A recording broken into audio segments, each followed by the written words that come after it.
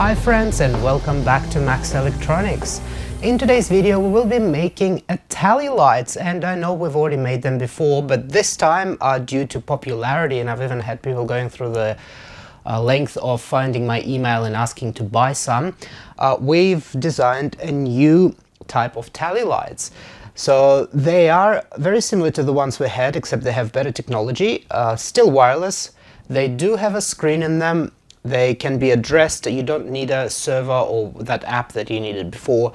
They're fully configurable, standalone with the menu, so you can see what's happening there, preview and battery levels. You can assign the IP address. You can change the tally number. It all works. There's a little indicator in the back, so is the front.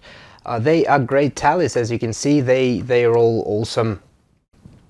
And I will be selling those as well. So before we get into it, let's just have a quick word from my sponsor.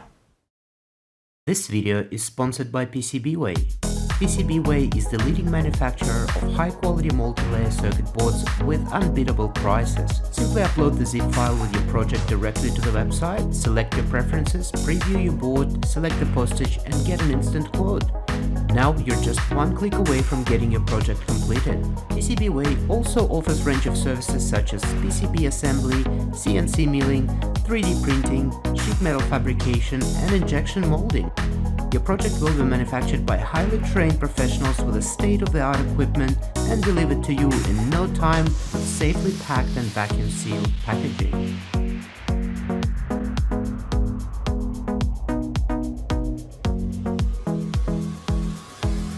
Prototype the easy way with PCBWay. Quality, integrity, reliability. Welcome back, and let's start with a schematic. So lovely boards from PCBWay as usual. Actually I had to re-record. I've recorded literally the whole video and then I had to delete it and record it again because the version that I did before that I used the ESP12 chip based, and the problem was the screen, even though it does have clock and data output, it doesn't have I2C, so it was really slow and really dodgy, so I had to replace that with ESP32 now. And yeah, let's quickly go over the schematic before we go any further. Very simple again. More simple than actually it did before. So we've got ESP32 with the support components. We've got RGB LED common cathode directly into the ESP32. We've got voltage divider here for battery voltage measurement. We've got the output for OLED screen, which is OLED screen. It is 128 by 32 pixels, I believe. Then we've got WS2811 driver that drives that whole array of LEDs in the front, which are dedicated LEDs red and green. We're not using RGB ones anymore. We've got a switch which is up, down and enter to go through the menu. This is the voltage, this is the battery charging circuitry, and this is the booster voltage circuitry here. So that's a MT3608 with the support components, 22 microhenry inductor, and that's the AMS1117 3.3 volts with the tantalum and ceramic caps. So that's easy. I've got the part list here, all that included in a file, so you're welcome to download everything that you want except the firmware. The firmware is only available on Patreon. Dave, big thanks to Dave, he spent hours and hours and hours writing the code. It took a lot of trialing, and actually I've got somewhere a tester here that we were testing on. There it is. I've removed the chip obviously, but that was how we created the code. That's the LED, and yeah, the display. It was a lot of effort, a lot of nights. Anyway, you can check out, by the way, his page in the description below. He's really good with programming that stuff. So if you have any jobs for him. So now let's get started on soldering. I'm gonna clear the desk and get started. I know you told your friend you're not okay, and tell me what's wrong and why you never said you felt that way. And guess you're trying to stay strong and fake a smile until I look away. But I've known you too long, it hurts. hurts to watch your blue eyes fade to gray as you fade away.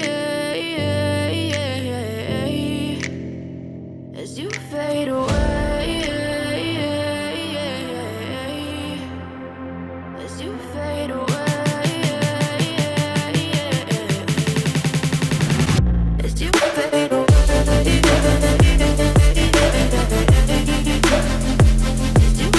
away.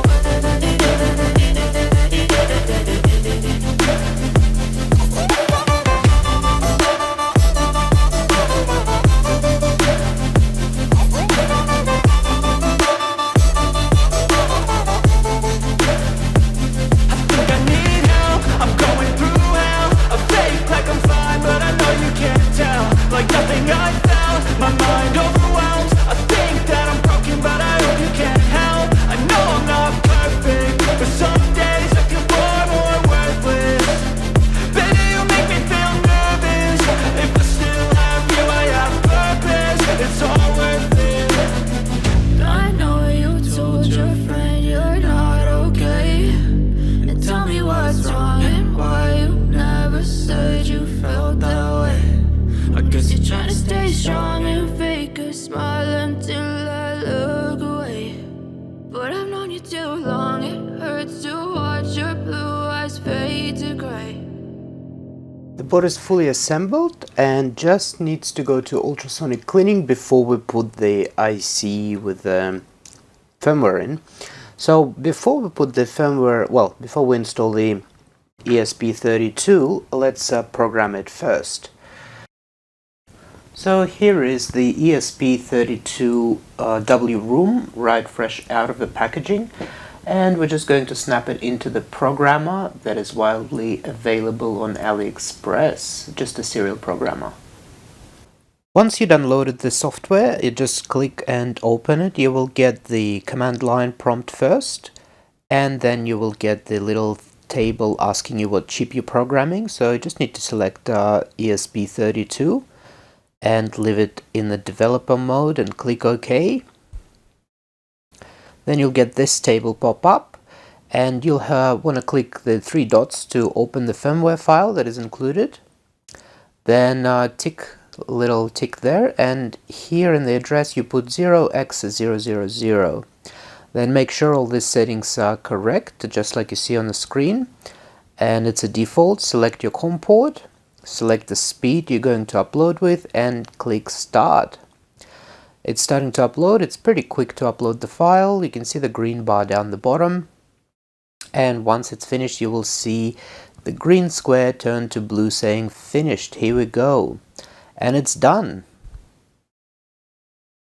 The chip is now assembled and soldered in. I've also taken a liberty to seal the board with PCB sealer, so it's fully sealed. As you can see, I didn't spray it all over because otherwise it'll get into the switch and stuff. So what I have done, I have sprayed partially here on all the components that are soldered, and I've added a special glue, which is, where is it? I had it somewhere around here. There it is. It's a special PCB glue, K705 PCB sealer. So I've added it on the switch mode chip, on the USB port, and the back of a switch. So as you can see, those pulls, they're still raw. So anyway, that's assembled. Let's have a look at the casing. So the casing that I had before with the buy boxes, you know, the DIY boxes, they were horrible for this project because you'd have to cut the hole for the screen, and I've tried that and cut for the hole, and it was disastrous. Anyway, so here is the 3D printed case that is really turned out really well. The files also included, the G-code files included down below, so if you want to 3D print your own. So the case also has battery clamp and a screen backplate. There is some tape there for rigidity. So with the screen, the backplate though holding it, it's better to stick it in place first just to align it, even though it's quite a nice tight fit. So let's do that now. So I'll peel the protective film from the screen. There we go. So we'll put that in. I'll get the double-sided tape off.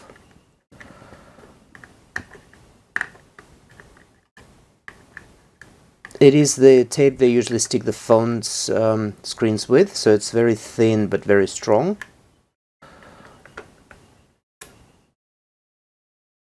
And now let's install the screen. So the screen should line up to well, it's upside down, to the right and top corner. So that's the alignment. So when you're putting it in this way, you want to line up as far as to the right and as far to the top. And then it'll be perfectly aligned. So let's do that now.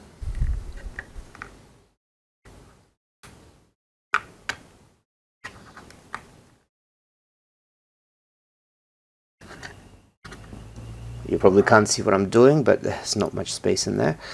So that is now aligned. You can see there should be a little bit of space, maybe a millimeter left on the left. And it's right to the top and to the right. So I'll just press it slightly to ensure that it's adhered, even though it wouldn't be fully adhering. And now I've also added double-sided tape to the backing. I'm pretty sure it'll be good there with other tape, but you never know. Better save. And that's the back plate for the screen. And we'll just screw that on. And there is two. So the screen's now attached. And if I look at it, yep, it lines up just fine. So that's the screen attachment. So we're going to bend this over down. Now we're going to install the switch, which I have pre-soldered with a JST connector, and that gets inserted in.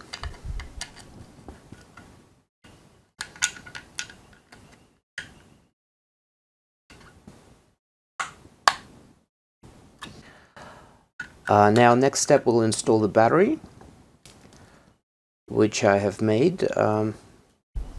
This one looks crappy, but it's fine. I don't know why that plastic. It actually was bigger than it's supposed to be. It's got protection in there, as you saw. So we'll install that. Again, there's a double-sided tape, even though it doesn't need to be there. But I've added it anyway. So we'll install it with a protection board facing up towards the screen. And that gives us enough space there for the cables.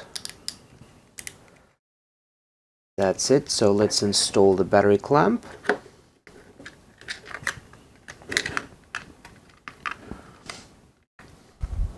So first thing we're going to connect is the screen. The LED, by the way, the length is almost full size. I've clipped off maybe 2 millimeters of the ends. So we'll bend the battery wire, the switch wire over to here. So let's connect the screen first.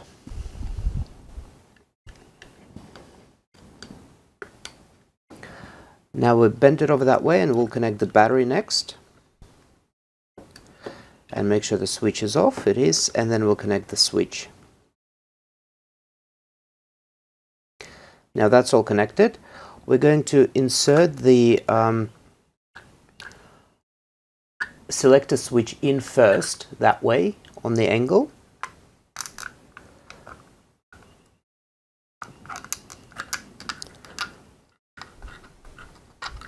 Make sure the wires are not in the way.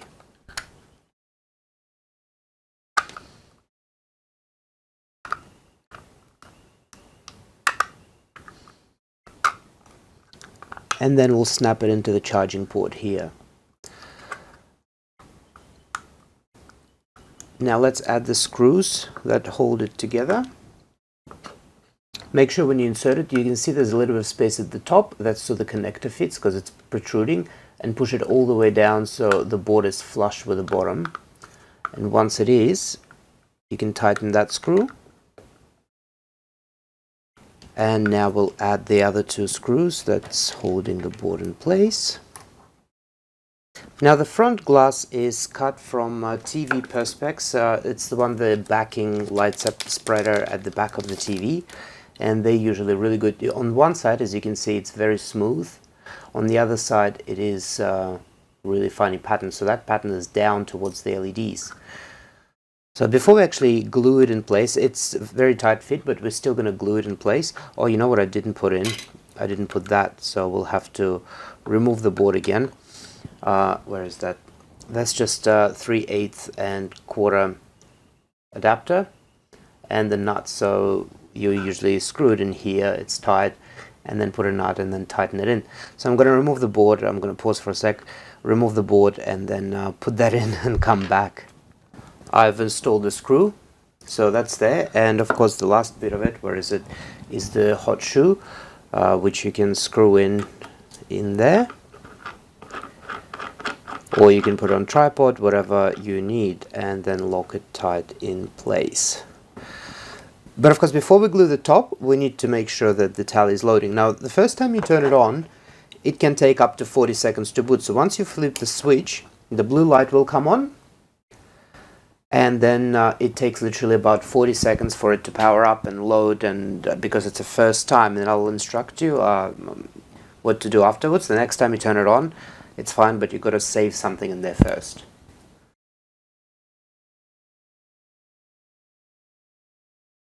There we go, it's on. So first thing you've got to do, let me just tilt it this way, is press enter on the wheel, and then scroll down to Wi-Fi,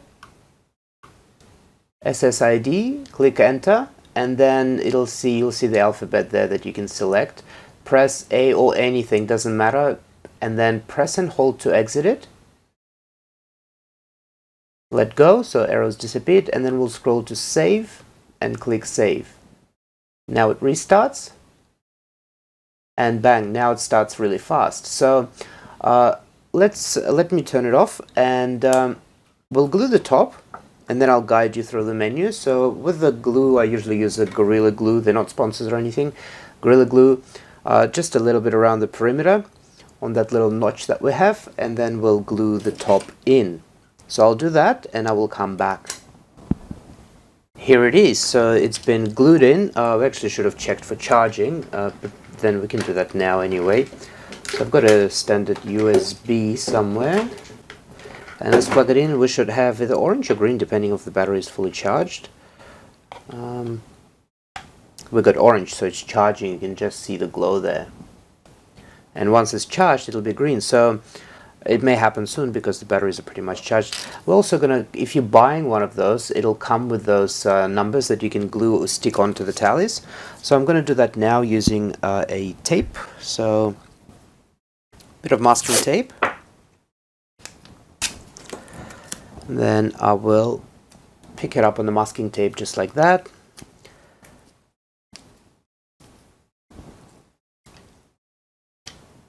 And then I'll glue it onto the tally.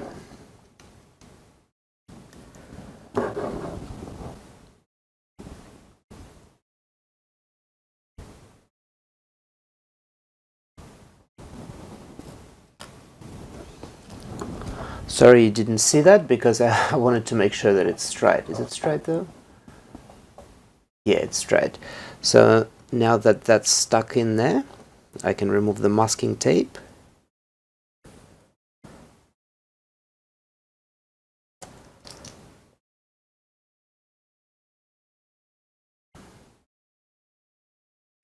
There we go. So now let's go over the menus while that's gluing in and charging.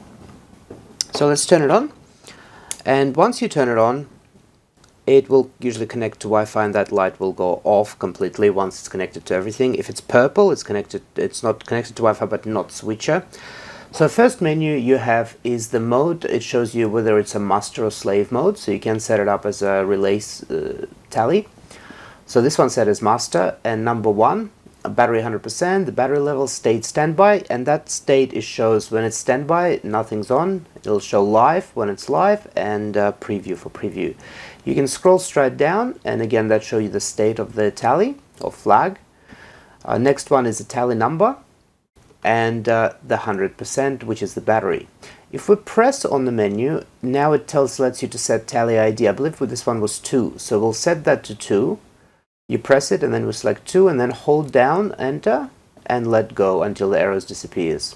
The next one is a tally IP, which I will set to, let's go for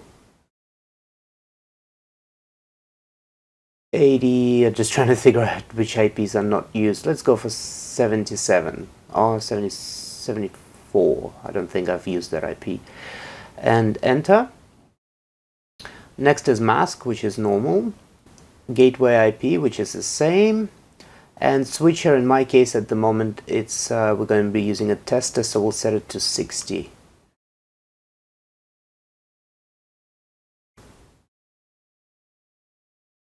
There we go. The next one is a master or slave. This is going to be a slave. And this is Wi-Fi ID, so I'm going to enter my Wi-Fi here.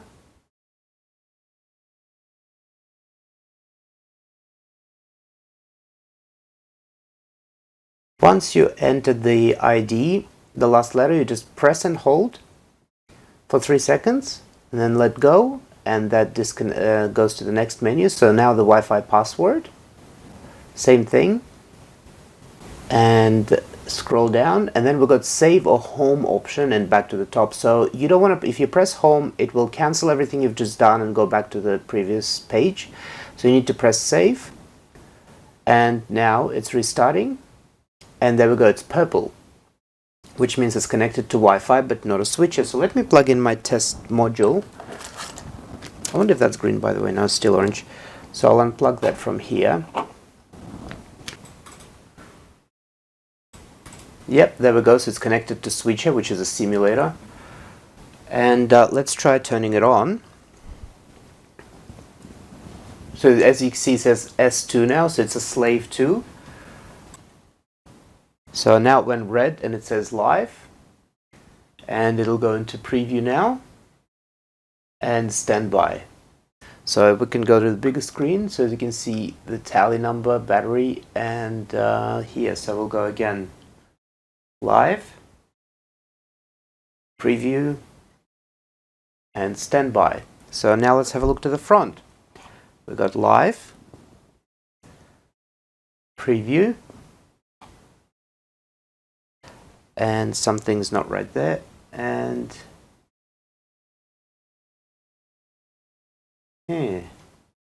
so I'll have to probably open it up before it glues up, because they probably didn't solder something. I should have tested it. Well, it will be green, but you know how it works, so let me open it up and fix it. Well, lucky I've checked, because there's a pin on that little transistor wasn't soldered properly, so that's why it wasn't on. It is on now. So let me reassemble it together and we'll have a look at it again. Alright, so here it is. Now it works. Let's turn the lights off just to have a look. And here it is. So the tally is working fine. It's pretty bright. So let's go again, program off.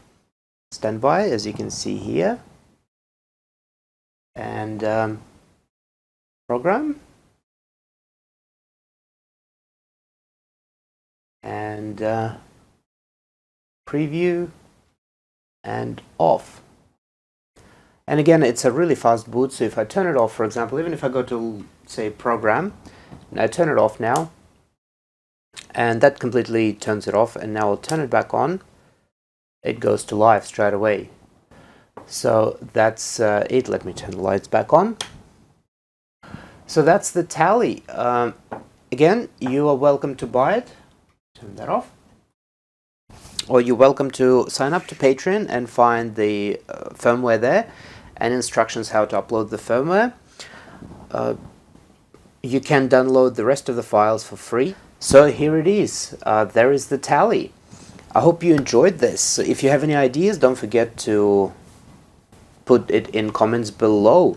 It takes about 12 hours, by the way, to print one of those enclosures. If you're interested, all the files are below. Just click download. If you do want the firmware file for it, you'd have to head to Patreon, and it's there on Patreon. There are the files all in description below.